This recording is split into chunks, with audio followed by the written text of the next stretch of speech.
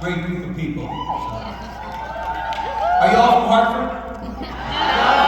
Where's everyone coming from?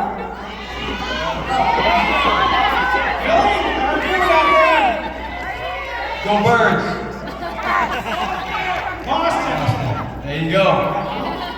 From all over, I love it. I love it, yeah, great. Get into it, Let's guys. get into it. You guys obviously have been working together forever, and you seem to genuinely enjoy it. So what do you cherish most about doing that? What do we cherish most about working together? I guess the camaraderie and support for me personally is just unique and cherished. You know, being able to lean on each other is pretty awesome because that's a gift in itself. It is. It is. It's been a pretty cool ride, you know, to do something that you like to do for, 4 decades or something, and to continue to be able to do it and to have, these two guys with me when we do it. It's pretty great. It's pretty great. It's been really unique and special in so many ways. Do you guys ever need breaks from each other? Do you get annoyed with each other? Does it All of irritate you? that. All of the above. D. Yeah. No. We have breaks. We see each other a lot, but we have breaks. I mean, they live their lives. I live my life. And then sure we get into little quarrels every now and then. Brotherly quarrels, but we always find a way through it. I mean, just because when you're working together, if you have partners, you're always going to get mix things up, right? Everyone's got. We have a 2 against 1 rule though always. So majority rules. So at the end of the day, if one of us is an outlier and the other two agree, it really doesn't matter. It's always the majority rules, and that quells the temper quickly. Yeah, well, I don't know if you guys are on TikTok, but if you guys haven't seen their TikToks, they're so good. Okay, we have I'm not on one. TikTok. I mean, I have a TikTok now. He's on TikTok. It's just my Andy my takes care of a lot of our Andy controls TikTok all the posting. That was Yeah. the question. We do IG. Andy takes care of more of the TikTok stuff and puts it up there for us. Being the youngest one. Yeah. So how are we coming up with these ideas? It's a mutual. There's the obvious trends that catch on that we like to participate in, but then the original ideas, it's definitely we all come up with stuff. Yeah. Okay, well, this September, it marks the 30th anniversary of Brotherly Love. That's a huge deal. How are you feeling about that? Are you guys celebrating any special way? I mean, We'll be hiding under rocks and crying. No, I mean it's great. Look, We're going to do a big podcast episode. exactly right. We're going to have Mom on, maybe Dad. We'll see. yeah. I can't believe it's been 30 years. That's really crazy. Yeah. It's just incredible how quick time flies. I know that you sound like an old fart when you say that, but it's so true. I mean, it just goes so quick. 30 years. I mean, it's been. I mean, you think about this. It's been that long since Brother Love was on, as it was when you watched Back to the Future, and they said we're going back to 1955. That was 30 years. Marty McFly went back in time, right? And that's how long it's been since Brotherly Love. So that is crazy, man. I know. Here we go. Joe's always a time frame thing, but it's true. It puts it in perspective. Well, I think he meant the Back to the Future analogies. Joe rings a Back to the Future analogy. You guys like Back to the Future? You guys like Back to the Future? I think it's one of the greatest movies ever made. Text message alert is that chime every time he gets a text. Back to the Future. Yeah, I love it. I love that movie. I wish they made movies like that for young people today, but they don't make them. Suffer to the box. 14.20. Yeah. They really don't make movies like No, that. they don't make shows like yours either. They don't make shows like that either. You're right. No, they Yeah. So anyway. Yeah, it's not on streaming, which is interesting. Are you disappointed by People that? have said Disney Plus has things that Disney doesn't even make on Disney Plus. Brother Love is not on Disney Plus. I do not know why. They have everything else on there. Copyright issue. It's is. ridiculous. But It actually was not originally a Disney product. They Right. acquired it, and there was Licensed it for a certain amount. Exactly. It wasn't an actual, they don't own it.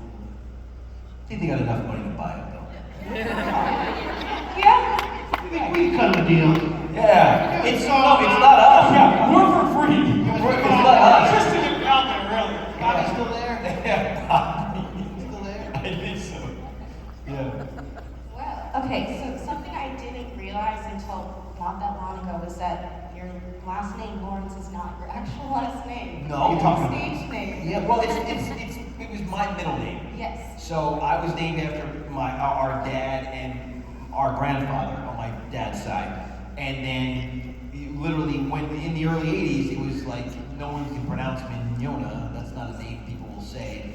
Today, things like that are celebrated. But in the 80s, it was like, well, we need to water this down because there's silent G's. Because you spell our last name Mignona, like filet mignon. So, and they were like, we need to go with something a little more bland. So they're like, let's call him Joey Lawrence. And then that was just what we did. And these guys it just made sense, you know? So. It also was, I think my parents, and wisely so, there was an insulation factor where Before the internet, you could hide Before the internet. You could hide a little bit behind that, where, you know, with school, if somebody were to go through in the old school ways, try to check to see if we were at phone book, it would be very, very hard to find us at that time. That's right. That was a great thing, and that was the only downside to kind of telling this story about, you know, that we had to change it, because I did lose that anonymity, and it was helpful. And now I'm just stuck with two different names, and I can't travel internationally without a huge hassle.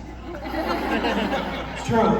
Do you guys wish you stuck with your actual last name? Yeah, I do personally. Yeah. I just do, it would have made it easier. Yeah. It's really a pain in the butt, honestly. Like having two names. People, they just don't, like, you have to prove constantly that you're both people. Even for a while there, the government only recognized me as Matt Lawrence because I paid taxes from the time I was a toddler to 18 as Matt Lawrence. But really, my name is Matthew William Mignona, so when I grew up and I used my real name on my passport, there was absolutely no correlation. None. I didn't even know who I was. I almost didn't exist. It's weird. It's strange. Yes, but okay, the correct pronunciation is Mignona. Mignona. Like Correct. filet mignon. Jesus Santo, Italian. Love it. Okay. Yep. So the last time I spoke with you guys at 90s Con in Florida, we talked about Lauren's house. Are there any updates for that show? Well, the updates are that it is a massively large machine that is behind it, and they move at snail speed. But we recently finished all the episodes that we needed to film, so now it's in the editing process. And Done season 1. yeah, season 1 is Okay, that's We good. wanted to block out, a whole season versus just kind of going into somewhere to try to sell it. It's weird. It's become the old kind of way that the business used to run. Yeah. And there are still sections that still work that way. But the majority, to be honest, the money has kind of moved when it comes to marketing from that other side of the business to this side of the business. So it's kind of where the energies turn. So it's kind of where everybody's going to start to go. Where you make something and then you go and you find a distributor. You don't just kind of go to the distributor and say, hey, we got this script and we want to turn it into a whole series. If you do that, you think this year was long, that would take 5. Yeah. Seriously? Yeah. So we have a great team behind us. The guys that did Wedding Crashers are behind the show, and it's really funny. And I think it's very unique, and it's something that I think will be unexpected in a lot of ways. Funny, Really fun. It's almost like an extension of the podcast. It is. It's going to blur a lot of lines, I think, and sort of in that Curb Your Enthusiasm vibe. And it's really fun. So and it's been a journey. We've been doing it for a year now, and we're excited about it. And I think this next year, we'll be able to share it with everybody. And I think hopefully you guys will like it. It's pretty cool. We sure will. Yeah, we had fun doing it, and it's certainly something that at this point, if we're going to come back together and do like TV again, it's got to be something that is unique and something this is different. It's very I don't different. think this is even what you would think. It's not got a tooth. It's it's not. No, it's not. It's not even that. It's really not. I No, don't think that's what. It's more unexpected than that. it is. Yeah. Well, you guys have obviously done so much throughout your careers. Is there a project of one of your brothers that you wish you were in? Well, I don't know. I mean, honestly, I mean, it's been sort of different for all of us. I mean, I think Matt getting to work with Robin Williams, I would have loved to work with Robin Williams. He was such a legend. So I think that would have been something really cool. That was an amazing experience to hear him talk about it and all just the great memories that he has. It would have been cool to work with somebody of that caliber. I'm having a hard time because I'm being the youngest. I was lucky enough to be put into most of the things that my brothers were in already. like I was playing young Joe or hanging on that or something like that. So Yeah, I don't know. Yeah, and it's funny. I was gonna say, well, it would have been fun to do like a Blossom, but I did. They put me on as young Joey for a couple of years. So it would give you a break. Yeah. So there are all these things that we always kind of teamed up. It was kind of initially the way it started, and then we would do our own individual things, which has always been cool because we do have these, and we're really close genetically as well. Some people sometimes can't tell me and Joe apart on the phone, even like loved ones that known us our whole life. Yeah. So we're very close genetically. There's a lot like we really are very uniquely different. Yeah. And those things will take us in different, individual roads at times.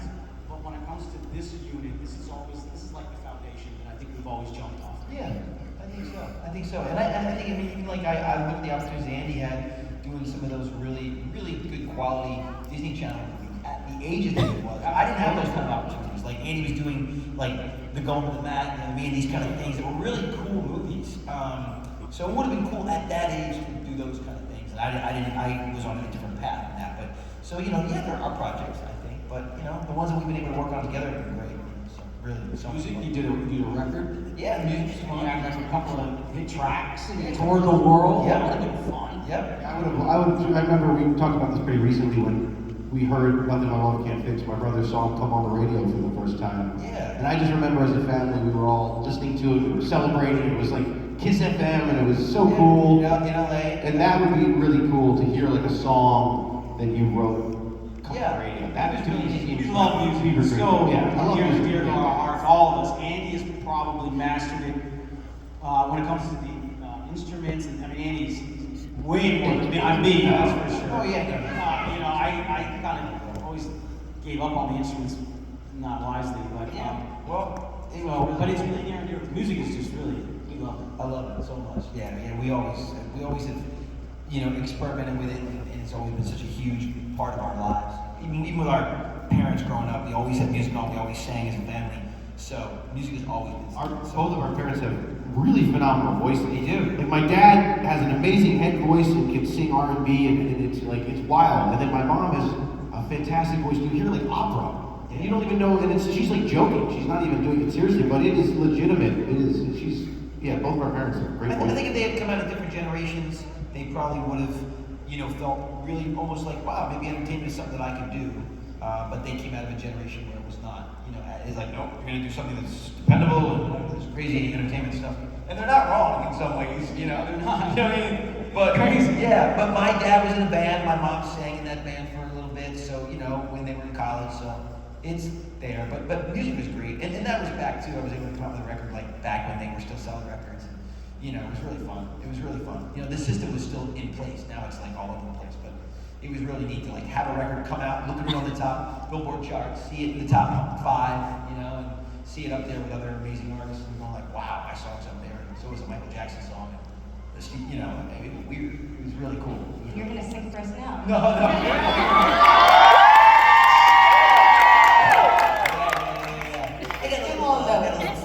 You're just sitting backstage, guys, okay? Yeah. You just be shy. It's seasonal out. Loungy thing going on.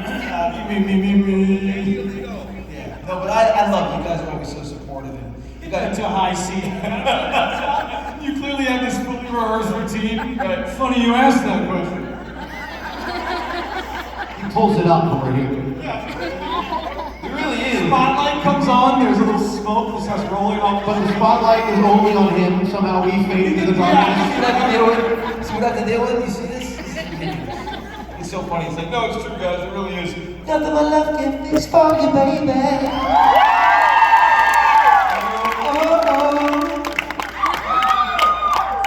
got a little bit going. There we go. Well, speaking of projects and work and all that stuff, I'm gonna give you guys a little quiz to see how well you know each other's Okay. work. We've been up all day and night, though, so we're not going to do that great. Might be a little zany. Yep. These should be easy if you know each other. It could be a little Billy. It's not that hard, I swear. But let's see. Okay. What was Joey's iconic catchphrase on Blossom? Whoa. Hey, no cheating.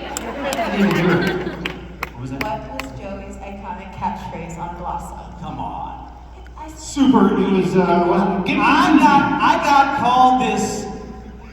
I would try to go to the market, or I try to walk down the street every day of my life for like 5 years. So believe me, I know the road. I know it very You well. have to do it correctly. To do it correctly? Oh boy. Whoa.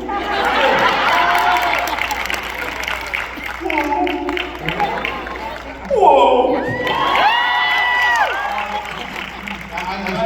I said, I know Joe's catchphrase, wasn't it? That's a doozy. Totally What the wrong. hell are you talking about?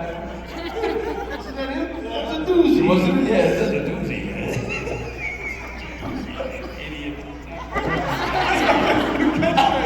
I'm gonna say that now. Such a doozy. That's a doozy. Wow.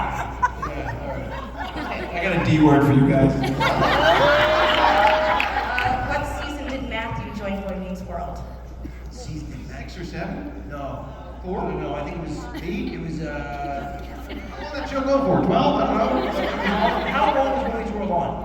8 years? 7 years? On 7 years? Matt joined 5. Season 5. Correct. 5. Correct. See, did you want it? I know you wanted it for 3 years. Right. Okay. I knew it. Okay. What is the full name of Andrew's recess character? TJ Detweiler. Well, that's not the full name. Oh, it's not? You don't even know it. You don't even know it. He was like, of course it is. And she's like, that's not the full name. What? Theodore. But the J was something like specific, and we found out, Yes. but I don't remember what it It was. is Jasper. Jasper! Jasper? Theodore? That's why it's TJ. It doesn't dude. really flow. Samsonite, I was aware. Samsonite. Theodore Jasper Detweiler. That's why we shortened it, TJ. TJ, baby. Okay. Who was Joey's Dancing with the Star partner? Edited. Editon. Perfect. That's right. Edited. Yep. That was. I'm sure, yeah. Yep. I remember watching, I was in Toronto filming a show when you were started doing that, and I remember that I had no idea what that show was. I didn't either. And I just remember sitting in my hotel room like, kind of like, what is this? To like the next week having like 3 or 4 cast members in that hotel room biting our nails, to then having the entire crew, like the whole show, we were watching you, and I was sweating. Yeah, that was just so nerve-wracking. That was a really magical, it was a magical season because it was like really competitive. And it was before all the props and the bells and the whistles. Like we were still just out there dancing, right? You weren't like wheeling out trees and they turned it into a whole different show now, So truly a whole set. And for sure, it's an evolution of most shows. You gotta go bigger, better. Yeah. So we were just still dancing. Like, we still had basically like routines. And the people watching, I mean, it was, they only did it once a year, and it was like 20-something million people a week that watched that season that we were on. And it was really competitive between Emmett Smith and Mario Lopez and myself. And so that became a real battle there. And anytime you get 3 teams like that are super competitive, man, it just made for really good television. So that was why, I think it worked. I don't know if I ever told you this, but I went to one of the live shows, and I was really nervous for you, and I must have been wearing the nerves on my face because... They cut you in the audience. No, I mean, yes, but honestly, I mean, I don't know if I'm going to tell you a little secret here. Bruno, is that his name? Yeah, Bruno. Before they were going to eliminate you, I was like shaking. I must have been shaking in my seat because he looked at me and winked. And like gave me like your brother stays. Good, yeah. So I knew that, yeah. Bruno, this nice guy. He gave me Yeah. put me out of my misery. Yep. Thanks, man. Yeah. Gorgeous dancing. It wasn't 10. Unbelievable, Joe. This is charisma. Okay. In what movie did Aunt Ferris, what was he a co-star with? Hot chick. Yes. Bingo. Nailed it. Hot chick. Hot Chick, here's 20 bucks. It was a really So funny good. movie. It was a funny You movie. weren't enough for me. I needed more of you in that movie. I know. But it was that was Wasn't that Billy? Okay.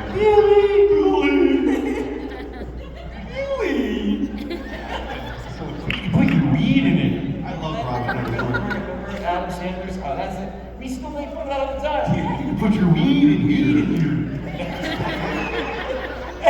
Adam Sandler, his cameo that was so funny. Your drums. No, he was. That was when with the drums and their pants over. He's there playing the drums. Yeah. He was another one of those guys that kind of lives up to.